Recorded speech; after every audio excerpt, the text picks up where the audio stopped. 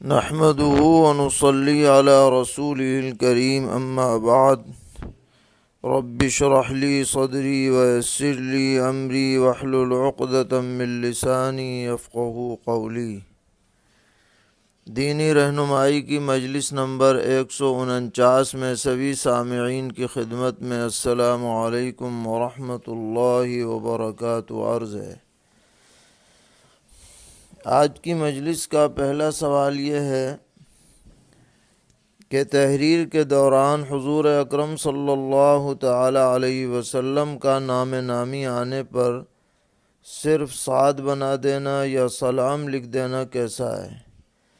اسی طرح صحابہ کرام رضی اللہ تعالی عنہم کے ناموں پر صرف را اور ضا لکھنے سے کیا ترضی کا مفہوم ادا ہو جائے گا؟ جواباً عرض ہے کہ جب بھی پیغمبر علیہ الصلاۃ والسلام کا نام مبارک آئے تو صلی اللہ علیہ وسلم پورا لکھنا چاہیے، اور یہ جو سلام لکھنے کا معمول بنا لیا گیا ہے بعض تحریروں میں، یہ صحیح نہیں ہے، کیونکہ بعض نادان لوگ اسی کو پڑھنے لگتے ہیں کہ سلام ہی کو پڑھنے لگتے ہیں، حالانکہ اس کے کوئی معنی نہیں ہے۔ البتہ اس نیت سے کہ لوگ اشارہ سمجھ کر پورا درود پڑھ لیں گے، صرف صاد کہیں لکھ دیا جائے، مگر منشا یہ ہو کہ صلی اللہ علیہ وسلم ہی پورا پڑھا جائے، صرف صاد نہ پڑھا جائے، تو اس کی گنجائش ہوگی۔ اسی طرح صحابی کے نام آنے پر رضی اللہ تعالی عنہ پورا لکھنا چاہیے، اور رازہ اگر لکھا بھی گیا ہے تو پھر پورا پڑھنا چاہیے۔ ادب کا تقاضا یہی ہے، صرف رازہ پڑھنے سے جو رضی اللہ عنہ کا مفہوم ادا نہ ہوگا۔ سوال کر رہے ہیں کہ لبیک یا رسول اللہ کہنا کیسا ہے؟ اسی طرح یا محمد اور یا رسول اللہ کہہ کر دور سے آپ کو سلام کرنا کیسا ہے، اور السلام علیکم یا رسول اللہ کہنا کیسا ہے؟ جواباً عرض ہے کہ سرور عالم صلی اللہ تعالی علیہ وسلم اپنے روضہ اقدس میں خاص حیات کے ساتھ تشریف فرما ہے۔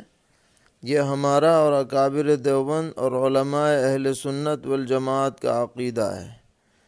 لہٰذا اگر کوئی آپ کے روضہ اقدس پر حاضر ہو اور اس عقیدے کے تحت یا محمد پڑھے یا السلام علیکم یا رسول اللہ کہے یا لبیک یا رسول اللہ کہے تو شرعاً اس میں کوئی حرج نہیں ہے، لیکن روضہ اقدس کے علاوہ جگہوں پر دور سے اگر کوئی شخص یہ پڑھتا ہے اور یہ عقیدہ رکھتا ہے کہ نبی اکرم علیہ الصلاۃ والسلام نعوذ باللہ حاضر ناظر ہیں اور وہ ہماری اس پکار کو اور ان کلمات کو بعینہ سن رہے ہیں، تو اس طرح سے کہنا اور یہ عقیدہ رکھنا بالکل جائز نہیں ہے۔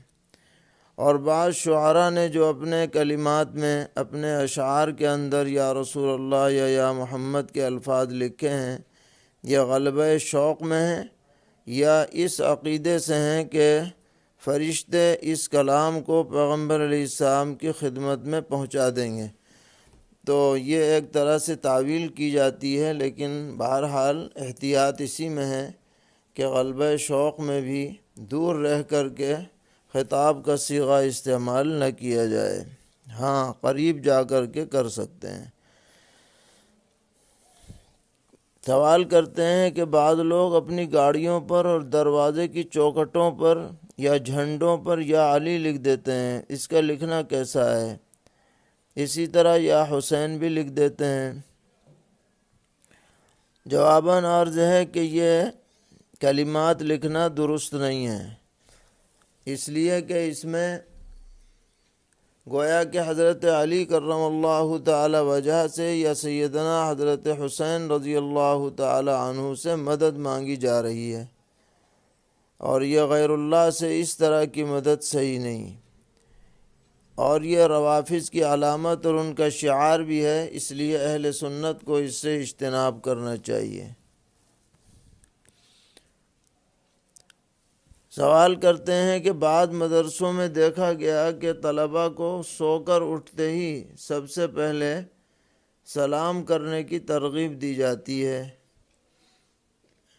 تو اس کا کیا حکم ہے؟ جواباً عرض ہے کہ سونے والا ایک اعتبار سے مجلس سے غائب ہو جاتا ہے، لہذا جاگنے کے بعد اگر وہ سامنے والے شخص کو سلام کرے تو شرعاً اس میں کوئی حرج نہیں ہے، اور اس طرح سے ترغیب دی جا سکتی ہے۔ باقی کسی کتاب میں اس کا حوالہ دستیاب نہیں ہوا۔ پوچھتے ہیں کہ علم لدنی کسے کہا جاتا ہے؟ جواباً عرض ہے کہ وہ علم جو دنیاوی اسباب کے بغیر حاصل ہو اس کو علم لدنی کہتے ہیں، اور اس کی 3 شکلیں۔ نمبر 1 وحی، یہ صرف پیغمبر پر نازل ہوتی ہے، جس کا سلسلہ اب پیغمبر نبی اکرم صلی اللہ تعالی علیہ وسلم کے بعد بند ہو چکا ہے۔ یہ ایک ایسا ذریعہ ہے علم کا جو قطعی ہے، اس کے ذریعے سے جو علم حاصل ہوتا ہے وہ علم یقین کا فائدہ دیتا ہے۔ دوسرا ہے الہام، یعنی دل میں کوئی بات آ جائے، اور تیسرا ہے فراست، یعنی کسی چیز کو دیکھ کر خود بخود ایک آدمی معنی اخذ کر لے اپنی ذہانت کی بنیاد پر یا تقوی کی بنیاد پر۔ تو یہ جو الہام اور فراست ہے یہ بھی علم لدنی کی شکلیں ہیں، مگر یہ قطعی نہیں ہے، ظنی ہے۔ ان سے جو بات سمجھ میں آتی ہے وہ صحیح بھی ہو سکتی ہے اور خلاف بھی ہو سکتی ہے۔ اس کے بالمقابل علم کسبی ہوتا ہے کہ جو آدمی اپنی محنت سے حاصل کرتا ہے، جیسا کہ طلبہ مدارس میں پڑھتے ہیں تو یہ علم کسبی حاصل کرتے ہیں، اور علم لدنی وہ ہے کہ جس میں کسب کا دخل نہ ہو۔ سوال کرتے ہیں کہ غسل خانے میں پیشاب کرنا کیسا ہے؟ اگر پکا غسل خانہ بنا ہوا ہے جس میں پانی آسانی سے بہہ جاتا ہے تو اس میں استنجا کرنا کیسا ہے؟ جواباً عرض ہے کہ اگر ایسا غسل خانہ ہے جس میں پانی رک جاتا ہے تو اس جگہ پر پیشاب کرنا سخت مکروہ ہے، اور حدیث میں فرمایا گیا ہے کہ غسل خانے میں پیشاب نہ کرو، اس سے وسوسے کی بیماری لگ جاتی ہے، نعوذ باللہ۔ ہاں، اگر پکا غسل خانہ ہے کہ اس میں پانی رکتا نہیں ہے، سب بہہ جاتا ہے، اور اس میں پیشاب کیا اور پھر پانی بہا دیا گیا اور غسل کرتے وقت پیشاب کا کوئی اثر نہ رہا، تو اتنی کراہت تو نہیں رہے گی جتنی پیشاب ٹھہرنے والی شکل میں ہے، لیکن پھر بھی یہ خلاف اولیٰ ہے، اندیشہ تو رہتا ہی ہے بہرحال۔ ہاں، اگر الگ فلش بنا ہوا ہے اور دوسری جانب غسل کرنے کی جگہ ہے تو اس میں کوئی حرج کی بات نہ ہوگی، کیونکہ وہاں یہ علت نہیں پائی جا رہی ہے۔ سوال کرتے ہیں کہ امام صاحب 1 رکعت پڑھ چکے تھے تو میں جماعت میں شریک ہوا، لیکن کسی فساد کی وجہ سے نماز لوٹائی گئی، تو کیا اس دوبارہ پڑھی جانے والی نماز میں شریک ہو سکتا ہوں یا نہیں؟ جواباً عرض ہے کہ اگر آپ نے امام کے سلام پھیرنے کے بعد اپنی 1 رکعت جو چھوٹی ہوئی تھی وہ پوری کر لی تو اب آپ دوسری نماز میں شریک ہو سکتے ہیں، اس میں شرعاً کوئی حرج نہیں۔ لیکن اگر آپ نے امام کے ساتھ سلام بالکل پھیر دیا یہ سوچ کر کہ یہ تو فاسدی ہو گئی، تو اب آپ دوسری نماز میں شریک نہیں ہوں گے، جبکہ فساد ایسا ہو جو ترک واجب وغیرہ سے اس کا تعلق ہو۔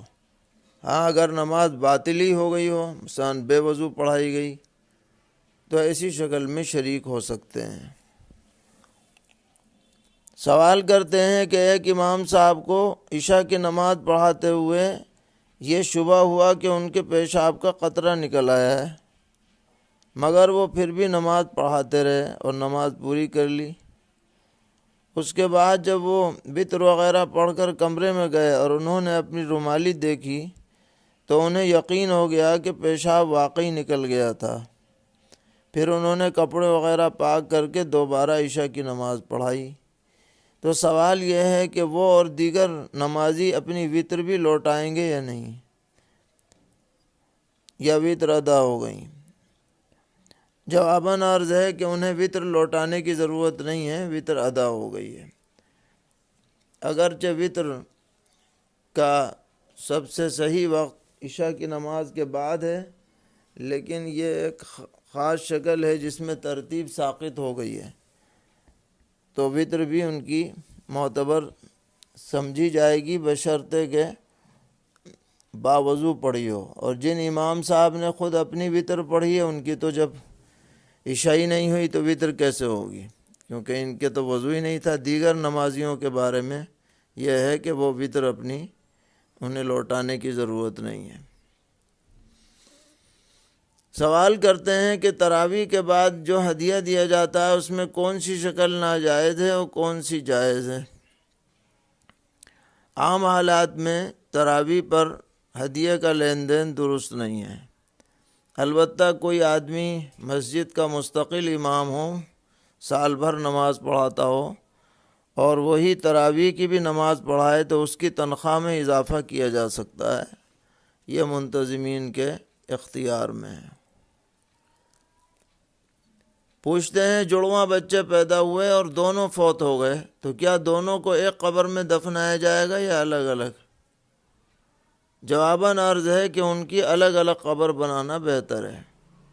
یہ نہیں ہے کہ جڑواں پیدا ہوئے تو ایک ہی قبر میں دفنایا جائے، ایسا کوئی حکم نہیں ہے۔ پوچھتے ہیں کہ رمضان المبارک کے چھوٹے ہوئے روزے اگر قضا کریں تو ان پر فرض ادا روزوں کے برابر ثواب ملے گا یا کچھ کم؟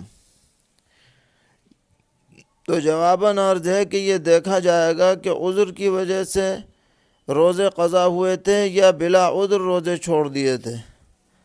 اگر عذر کی وجہ سے قضا کیے تھے تو انشاءاللہ پورا ثواب ملے گا اب ادا کرنے پر، اور اگر بلا وجہ چھوڑا تھا تو ادا تو ہو جائے گا مگر وہ ثواب نہیں ملے گا جو اصل فرض کا ہے۔ نبی اکرم علیہ السلام کا ارشاد ہے کہ جو شخص رمضان کا ادائی روزہ بلا عذر کے چھوڑ دے تو اس کے بدلے میں اگر پوری زندگی بھی روزہ رکھتا رہے تو بھی اس کا بدل نہیں بن سکتا، یعنی پورا ثواب نہیں ملے گا۔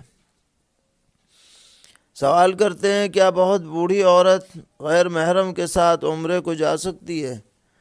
جواباً عرض ہے کہ نہیں جانا چاہیے، کیونکہ جگہ جگہ پر سہارے کی ضرورت پڑتی ہے، اس میں محرم یا شوہر ہی کو ساتھ رہنا چاہیے، بے محرم کے ساتھ نہ جائیں۔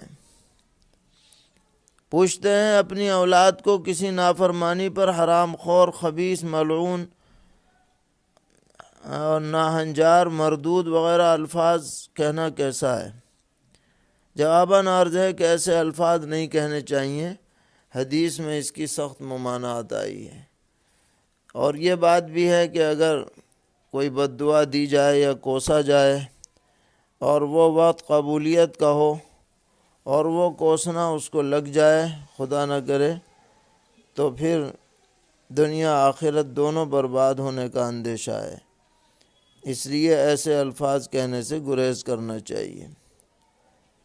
خاص طور پر لعنت کے الفاظ تو بالکل نہیں کہنے چاہیے۔ بعض مرتبہ ایسا بھی ہوا ہے سفر میں کہ نبی اکرم علیہ السلام نے سنا کہ کسی نے اپنے اونٹ کو کہا کہ یہ ملعون ہے، تو آپ نے فرما دیا کہ ایسا اونٹ ہمارے ساتھ نہیں رہے گا جس پر لعنت کی گئی ہو۔ تو بہرحال ایسے الفاظ سے اجتناب کرنا چاہیے۔ سوال کرتے ہیں کہ بغیر ٹکٹ کے ٹرین میں سوار ہو کر ٹی ٹی کو پیسہ دے کر اس سے سیٹ لینا کیسا ہے، جبکہ وہ پیسے ٹی ٹی کی جیب میں جاتے ہیں؟ کیا یہ رشوت میں داخل ہے؟